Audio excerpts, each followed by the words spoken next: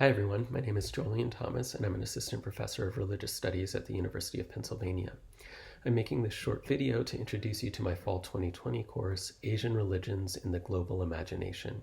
The purpose of this course is to ask the question, what does it mean to even say the words Asian and religion together?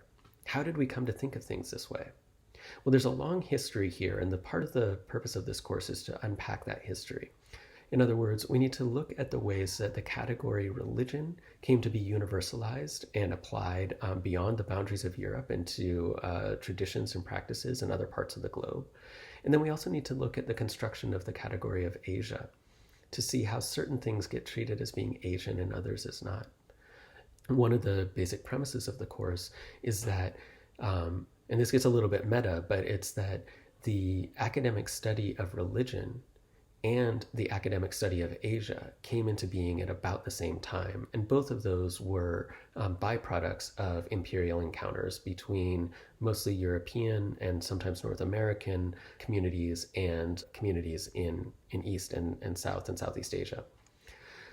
So that's one thing, but I also want to say that the last part of the course shifts from these sort of imperial encounters of the 17th, 18th, and 19th century and moves to the period of late imperialism and then the decolonization of the world in the 20th century, and looking at particularly at sort of transnational flows of mediated images through sort of capitalist connections. And the reason that I do this is that I think it's really important to acknowledge that a lot of the traditions that were not necessarily understood as religions in, say, like the 18th century came to be understood as religions by the late 19th century or the early 20th century.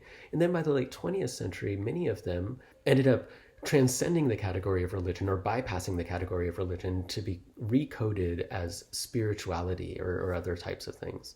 So part of the purpose of the course is to figure out how we go from things being treated as paganism to being treated as spirituality, and what transnational flows of people and media and images and goods have to do with all of that. This will be, I think, the third time I'm teaching this course. I really like this course. You have an opportunity in the course to do a research project. For this class, research projects do not have to be papers.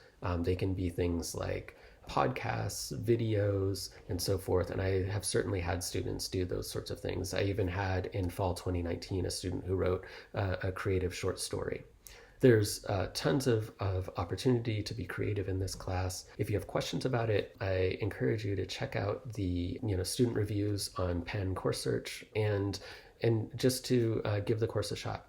So in fall of 2020, it will be offered on Tuesday evenings from 6 to 9. And if we happen to still be teaching remotely, teaching and learning remotely, I should say, then no doubt part of the class will be done synchronously and part asynchronously or something like that. So I hope that you think about taking the class, and I really hope to see you in fall 2020.